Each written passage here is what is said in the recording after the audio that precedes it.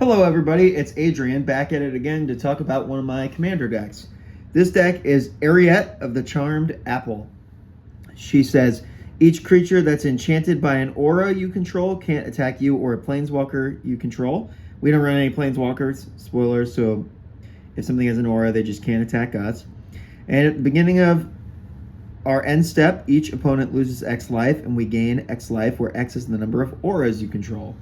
Now, something to keep in mind, just remember that if you put an aura on somebody else's creature, you still control the aura. So you will keep draining with that end step trigger. So this is our commander. She's a 2/4, but mostly we're just playing her because it gives us an excuse to play a lot of really fun auras and aura payoffs. So we're going to go through the deck here.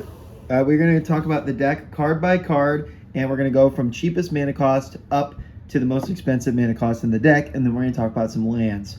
Right up top, I always got to remind people that this is a casual EDH deck.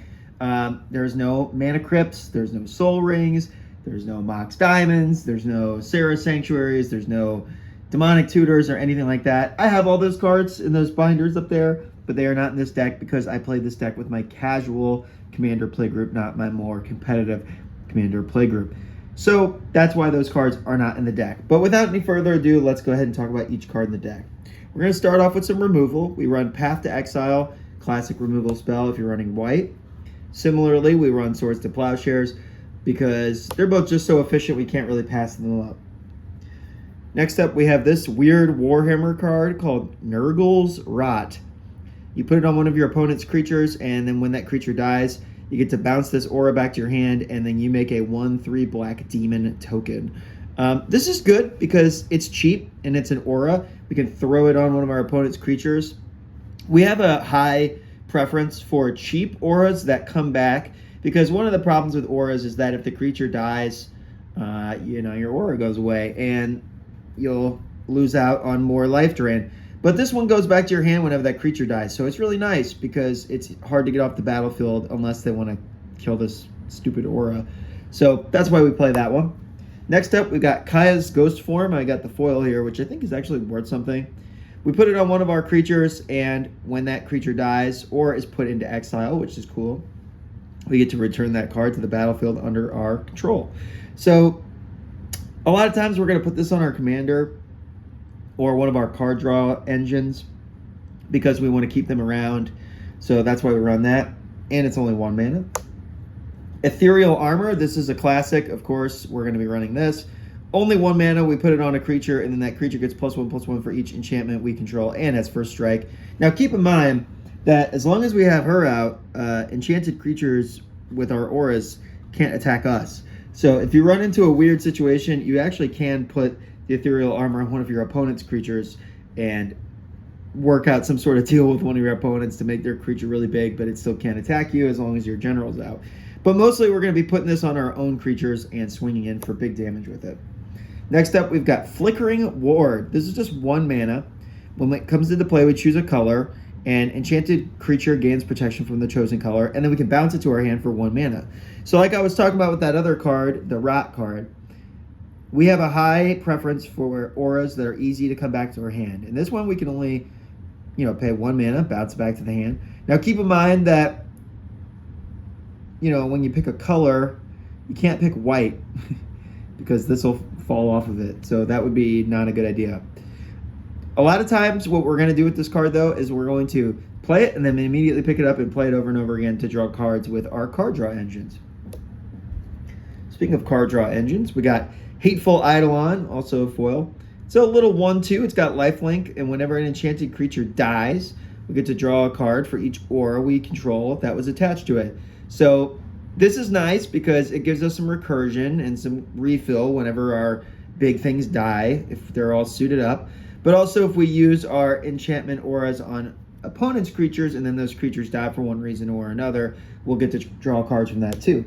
Speaking of which, we run Dead Weight. It's just a 1 mana, -2/-2. Kills a lot of utility creatures, mana dorks, Esper Sentinels, stuff like that. And if we have this little guy out, we'll also get to cantrip off of it. So it's pretty good. It's cheap. And sometimes it's worth making a creature smaller just so that we can get more life drain off of that. Vampiric Link. I actually opened this in my pack opening video, Mystery Booster 2 packs. So go check that out if you haven't yet. We put this on a creature, and then when that creature deals damage, we're going to gain that much life. So what's really funny is we can actually put this on our opponent's creatures, and if that creature is swinging a lot, like it's goaded or whatever, we'll be gaining life off of that. And in a weird way, it's not lifelink. It's separate from lifelink. So like if something has lifelink and this on it, you're actually going to gain double the amount of life because it doesn't give it lifelink. It actually has a separate like trigger, which is kind of cool. Hyena Umbra, just a 1-mana aura, +1/+1 first strike. We're really playing this for the totem armor, which says if the enchanted creature would be destroyed, instead you remove damage from it and you destroy this instead.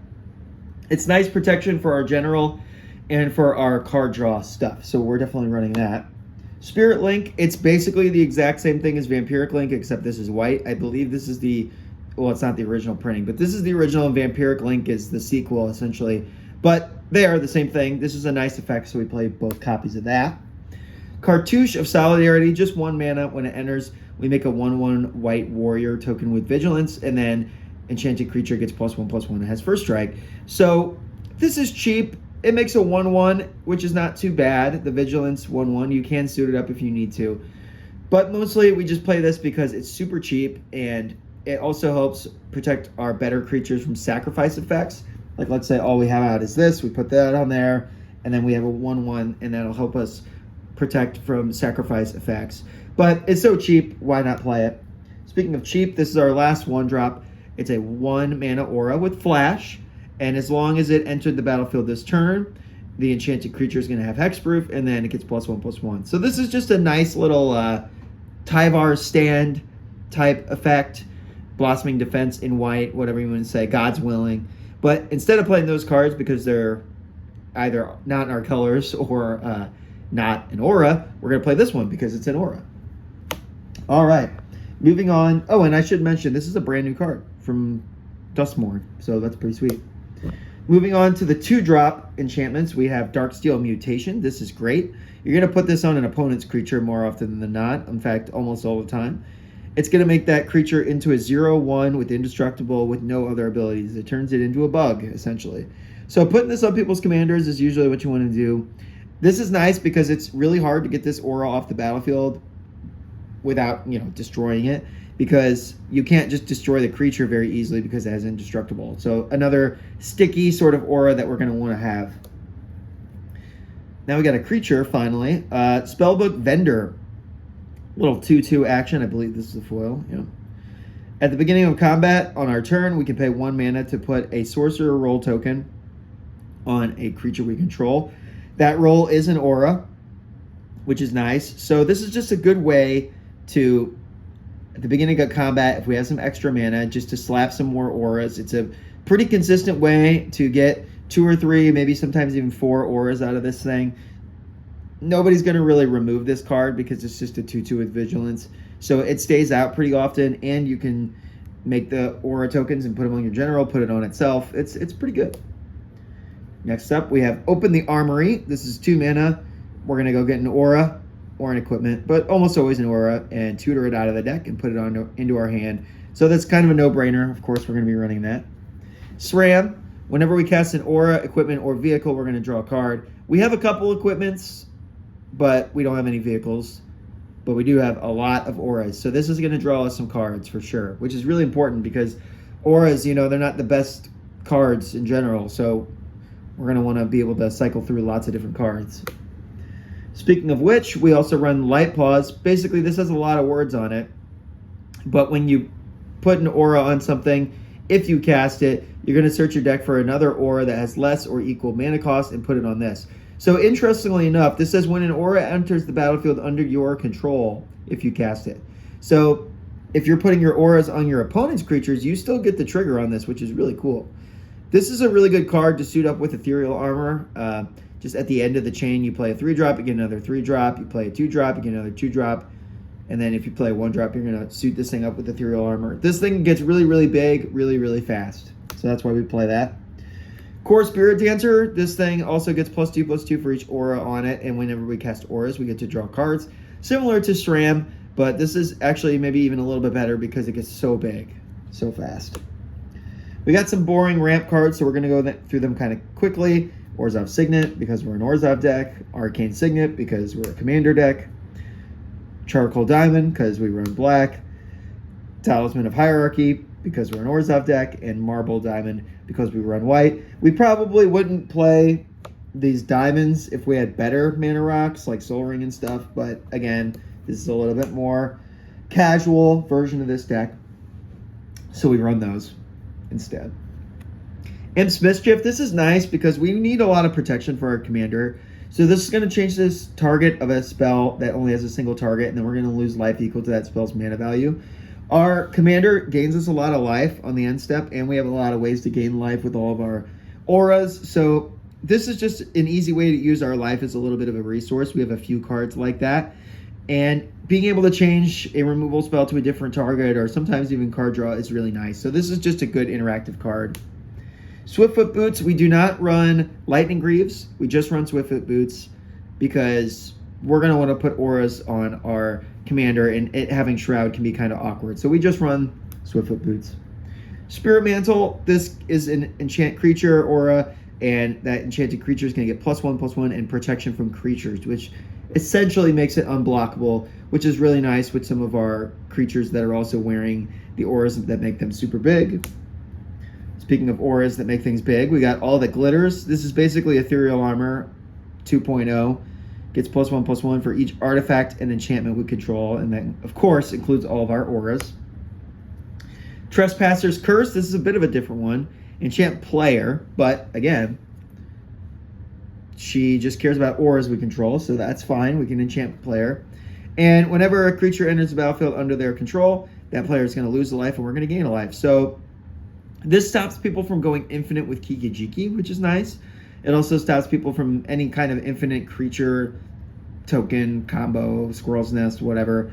So if a player at your play group is playing a deck like that, you're going to want to put this on them. Next up, we've got Over Encumbered. Enchant opponent. When it enters the battlefield, they're going to make a clue, a food, and a junk token. You probably know what a clue does and food. I think a junk token is similar to a blood token, but I could be wrong. At the beginning of combat on their turn, they have to pay 1 for each artifact they control. If they can't, they straight up can't attack. So instead of running Ghostly Prison or something like that, we run this because it's an aura. We don't really care that much about our life total, but this, in terms of like, we gain a lot of life. But this is nice because it can stop them from attacking anybody, including ourselves. So we can put this on a high priority threat. It oftentimes will stop something like Craterhoof because usually people are tapping out for Craterhoof and then they wouldn't be able to pay for this. So this is pretty good. Alternatively, if you need to make a deal with a friend, if they really need a clue and a food token and whatever the junk token does, you can give that to them. Another new Duskmourn card. We have a lot of 2-drops in this deck. This is Sheltered by Ghosts. So you're going to put this on one of your creatures. And when it enters, exile target non-land permanent and opponent controls until Sheltered by Ghosts leaves the battlefield. And then enchanted creature gets +1/+0, lifelink, and ward 2. So this is pretty nice. It's kind of like a Banishing Light or an Oblivion Ring. But instead of running those, because they are not auras, we run this because it is an aura. It's just 2 mana. It's very efficient. It's pretty good removal, so we're going to run that. Another new Duskmourn card. Duskmourn got a lot from this set, or for this commander deck, I should say. That set gave a lot to this commander deck. 2 mana, enchant creature. Going to throw it on an opponent's creature almost every time. When it enters, target player sacrifices a creature other than the enchanted creature. And then when enchanted creature is dealt damage, destroy it. So this is a really weird sacrifice card because it actually kind of sort of gets around the hexproof problem. So obviously, hexproof creatures, a good way to get rid of them is to make them sacrifice it. But a lot of times, especially in Commander, that player is going to have other creatures. So it's hard to get them to sacrifice their big hexproof creature or whatever. But this, you're going to put this on a token or whatever, and then they're going to have to sacrifice something else that's not the enchanted creature. So it's definitely weird. This enchanted creature is dealt damage, destroy, probably not going to come out that much, but it's an interesting sacrifice card, and it happens to be an aura, so we're going to run that. Speaking of Banishing Light tile effects, this is a 2-mana aura. We're going to put it on a basic land we control, and then it's going to exile target creature or planeswalker until it leaves the battlefield. So again, it's kind of hard to get rid of basic lands in Commander, so this thing's probably going to stick around for a while. They'll have to waste removal on this specific card, not the thing it's equipped to, which is how auras can go wrong sometimes. So that's pretty good. Dead Man's Chest, we're going to throw this on an opponent's creature, and then when that creature dies, we're going to exile cards from their deck and equal to that thing's power, and we're going to cast those cards for as long as they remain exiled, and we can spend mana as though they were any type to cast those spells. This card's kind of bad, and honestly, if you were running a better version of this deck, you probably wouldn't run this card, but because it's casual and it's really, really fun card, that's why I'm running it. I mean, when else am I going to get to run this goofy-ass card? Lord Skitter's Blessing. When it enters, we're going to put a Wicked Roll token on something, which of course is an aura in and of itself. And at the beginning of our draw step, if we control an enchanted creature, we're going to lose a life and we're going to draw a card. We're almost always going to have this, especially because it helps you get one. We run this instead of like Phyrexian Arena because, again, it's an aura, or it makes an aura, and that's really important to us. Starfield Mystic, this card's kind of bad, but it does make your enchantments cost 1 less, and whenever an enchantment is put into the graveyard from the battlefield, put a +1/+1 counter on it. So it's just a little bit of a rampy guy. I don't really think it's all that good. I'm surprised it's a rare. Honestly, if it was reprinted, it'd probably be like a common or an uncommon or something. But it's not terrible, but if another card comes out that we want to run, like in a new set, we'll probably cut that. Next up, we got Vizkopa Guildmage. This card probably looks a little bit weird in this deck, but the reason we're playing it is because of this. Whenever you gain life this turn, each opponent loses that much life. And keep in mind, if you have like 6 or 9 or 12 mana, you can activate this over and over and over again. And it stacks too, which is great. So this is best friends with this. At the beginning of our end step, each opponent loses X life and you gain X life. So let's say you have 5 auras. Well, you're going to drain everybody for 5. And then they're going to lose 5 more from that. And that's just with 1 activation. So this card can get pretty crazy pretty quick. We usually don't want to run this out on turn 2 or anything. We want to play it late so we can activate it a couple times in one go. And this part is fine as well, but this is why we're running it. And we have a few cards that work like this too.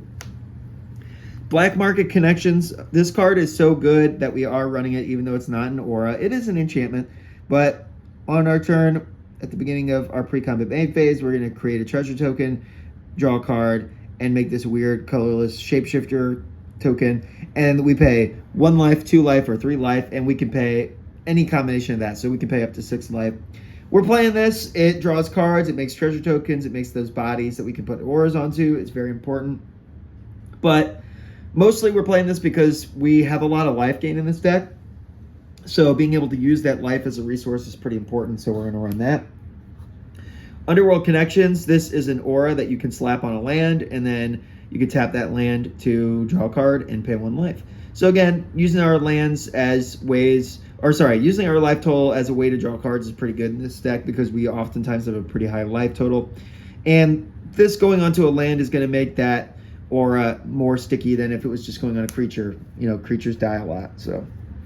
Mesa Enchantress, just an 0/2, 3 mana, but whenever we cast enchantment spells, we get to draw a card. So this also includes our non-aura enchantments. So that's kind of nice, but mostly we're going to be casting auras and drawing with that. Next up, we have Pearl Ear, Imperial Adviser, 3 mana for the lifelink 3/4. Pretty good body on its own. Enchantment spells, we are going to have affinity for auras. So weirdly enough, it just says enchantment spells have affinity for auras, but that also includes all of our auras too. So... but it also includes our things like Black Market Connections that aren't auras, so just keep that in mind. Whenever we cast an aura that targets a modified permanent we control, we're going to draw a card. So it's another one of those style effects. Modification includes equipments and auras and counters, mostly auras in our deck. Delany, Streetwise Lookout. Creatures we control with power 2 or less can't be blocked by a creature with power 3 or greater. That part's not really going to come up that much, but if an ability of a creature we control with power 2 or less triggers, it's going to happen in additional time. So if our general is out and we haven't buffed it with a bunch of auras, we have auras on other things, we're going to get double that end step trigger, which is really, really nice. Really, really nice way to drain opponents out. So this is a really sweet card in the deck. Helioid's Pilgrim. When it enters the battlefield, Helioid, whatever. We're going to search for an aura and put it into our hand. So just a little 3-mana, sort of like Goblin Matron, but for auras. Little 3-mana guy. We're going to search up an aura. And we run a ton of auras, of course, so that's pretty important. Minimus Containment. You're going to put this on a non-land permanent, and it basically just turns it into a treasure token, which they can sack, so that kind of sucks, but it is a way to get rid of, you know, anything almost, except for a land, so that's pretty nice. Ghoulish Impetus. This is a weird one. Put on a creature, it adds +1/+1 death touch and is goaded, so it can't attack you and has to attack somebody else. And then when that creature dies, you're going to return this aura to the battlefield at the beginning of the next end step and put it on something else.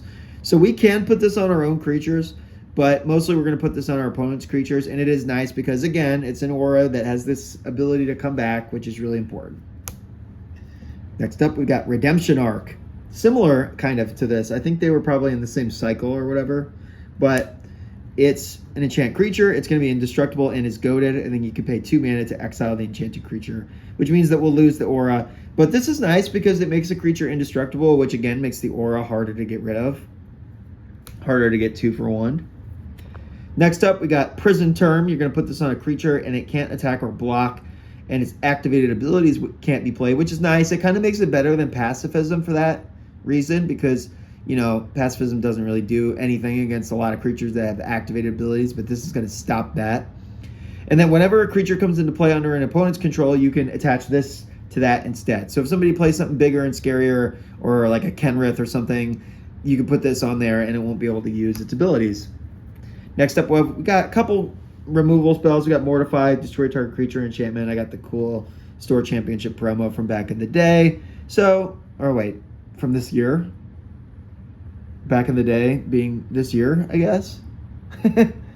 Okay, whatever. We got that. Vindicate, classic, destroy target permanent. You can hit lands with this, but that's kind of a dick move, so you really only want to blow up a land with it if it's like a Field of the Dead or something you can't pass up. Damnation. We don't run a lot of sweepers in this deck. We kind of want the creatures to be out so we can put auras on them. And again, they won't be able to attack us if they have auras on them, so we're not really afraid of creatures, but we do need a way to catch up if things go wrong. So just one copy of Damnation is probably fine. New Bloomburrow card, or Bloomburrow, Duskmourn, although this kind of does look Bloomburrow-y, honestly.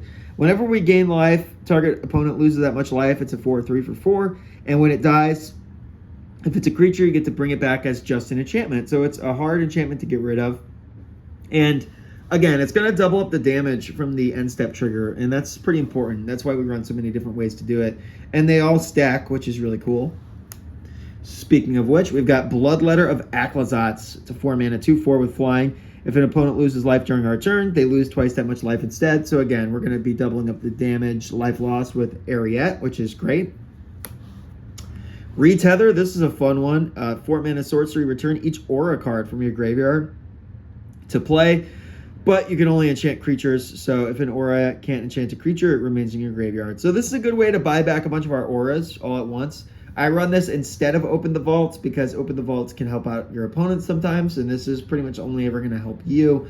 So if a lot of your auras get sent to the graveyard from either milling or the creature's dying or whatever, this is really good. All right, we've got Archon of Sun's Grace. It's a 3/4 for 4, flying lifelink.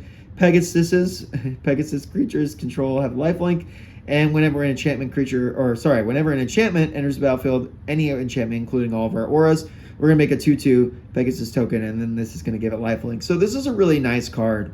Just being able to, every time we play an aura, also get a 2/2 is pretty cool.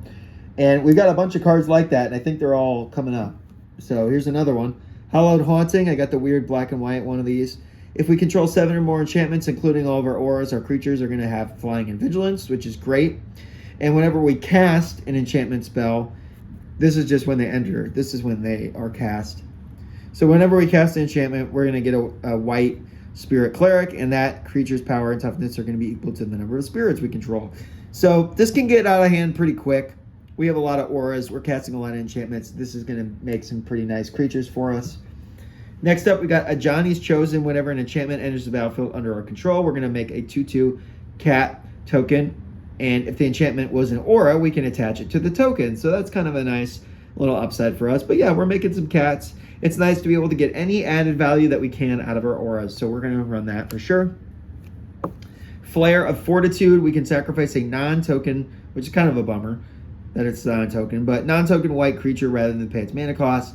Until end of turn, our life total can't change, and our stuff is hexproof and indestructible. And that includes all of our auras. So, you know, we can run this. It's not great because we don't flood the board with a lot of creatures, especially not non-token white creatures. But sometimes this is going to be free, and sometimes you'll be happy to pay 4 mana for it as well. Angelic Destiny is our next card. This is 4 mana. It gives a creature +4/+4 flying for a strike, and it is an angel in addition to its other types. I really like the art on this card too. Whenever that creature dies, we're going to return this to our hand. So again, another aura that's kind of hard to get rid of unless they go after the aura itself. You can't really get 2 for 1 with it, which is nice, unless it's on the stack. Yeah, like I said, it's once it's on the battlefield, it's pretty good. +4/+4 flying for a strike. We can actually put that on our general and make it a pretty decent clock too. All right, going up to 5 mana, we have Ad Nauseam. This is a CEDH card for sure. So if your play group doesn't want you to run it, you don't have to run it. But it's not banned in my casual play group. And honestly, it's not that good in this deck because we don't run a bunch of 0 drops. We do run a ton of 1 drops. But mostly we're using this to draw, I don't know, like 5, 6 cards. And we are using it to take advantage of the fact that we have a lot of life gain in this deck. Reveal the top card of your deck, put it in your hand, you lose life equal to its converted mana cost, and you can do it any number of times. So, really good way to refill. We don't run a ton of card draw that isn't aura related. So, being able to just have a big one-shot card draw refill is pretty cool. Doomwake Giant, this is a sweet card. Oh, used to play that back in Standard. This might actually be my copy from, you know, back when I played it in Standard. But I think it is, honestly. It's a 5 mana 4/6 when it enters or when another enchantment creature, or sorry, I misread that. Whenever it or another enchantment period, including all of our auras, enters the battlefield, creatures our opponents control get -1/-1 until end of turn. So this is great for taking care of a lot of different little token guys. Scoot Swarm tokens. If we can play multiple enchantments in one turn, it can be kind of a one-sided board wipe, which is really great. Next up, we got another new Dusk MN card, 5 mana. Enchant player, they can't gain life, and whenever they are dealt damage, they lose after life rounded up. Now, keep in mind, this is not damage, but this is nice little curse. It's not a curse for some reason, but it's nice, like a curse style card. Put it on somebody, it can really help them, help people gang up on one player if there's one person that's really scary. But mostly, we're running this because it's a funny aura that we can get. I believe this is the weird bundle promo. Yeah, it is. So, probably a flex spot, but that's a pretty cool card, I think. Next up, we got Sigil of the Empty Throne. Whenever we cast enchantments, including all of our auras, we're going to make a 4/4 angel token. So this can get out of hand pretty quickly, as you could probably imagine. And we don't run any 6 or 7 drops, but we do run 1 8 drop, and I have the crazy Surge Foil or whatever this is. It is Eldrazi Conscription. 8 mana, put on a creature, it gets +10/+10, trample, and Annihilator 2. So this is a pretty crazy card. If you rip one of your aura tutors off the top, you can go and get this in the late game and put it on something, and it's pretty insane. All right. We're going to talk about the lands. So first, we're going to talk about the lands that actually do something, and then we're going to just briefly go over the dual lands, and then we'll talk about the basics very, very briefly. So lands that actually do something, we've got Witch Enchanter. This is an MDFC. When it enters, destroy target artifact or enchantment opponent controls. It's an MDFC. It comes into play untapped to pay 3 life, so it's pretty nice. Glasswing Grace. This is a black-white aura. That's also an MDFC that comes into play tapped, but taps for both colors. It's not great, but +2/+2, love flying, lifelink, and it's a MDFC, and it's an aura, so we're obviously going to be playing that. Hogra Mauling. This comes into play tapped on the other side, but it's just a way to get a cheap little Doomblade action into your mana base.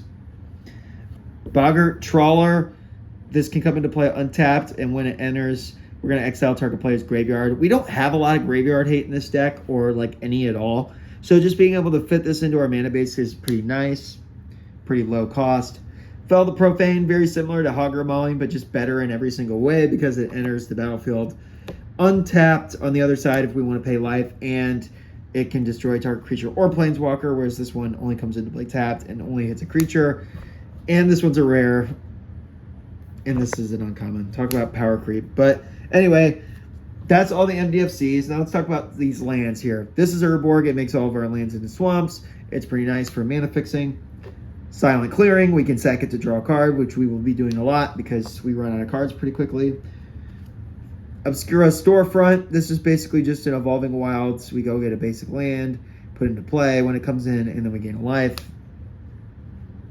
Last but not least, for the lands that kind of do something, this is one of the new Duskmourn cards. It's an enchantment land, which is kind of cool. It enters the battlefield tapped, and when it enters, we get to pick a color, and then it taps for that color. It's hexproof, so it's kind of hard to get rid of, which is cool. Basically, we just run this because there's really no reason not to. You know, we have a lot of constellation things, and this is going to proc all of those, which is pretty cool. Dual lands, you know, we got Isolated Chapel, Shattered Sanctum, Temple of Silence, the Pathway that's black and white, Concealed Courtyard, foreign language original Godless Shrine, I guess, for some reason. Shadowy Backstreet, got the cool foil. Command Tower, because we're playing Commander. Vault of Champions, because we're playing Commander. Marsh Flats, because it's good. And then we run, let's see, 1, 2, 3, 4, 5, 6, 7, 8, 9, 10 planes. Most of our deck is white. And we run Urborg, so we run 10 planes to make up for that. And then 1, 2, 3, 4, 5, 6, 7 swamps. All right. So that is the deck. I hope you guys enjoyed the video. Like I said, this is a casual deck. So if you want to add more competitive cards to it, you definitely could. But because I play in a casual Commander play group, I'm not doing that. But I hope you enjoyed the video. Give it a thumbs up. Give it a like. Subscribe, please. I'm trying to grow my channel by uploading pretty frequently. But, you know, we build it one step at a time. And every like and every subscription and every comment helps a lot with that. I know I only have like 11 subscribers right now, but we're getting there. We're getting there slowly but surely. So anyway, thank you guys and enjoy the rest of your day.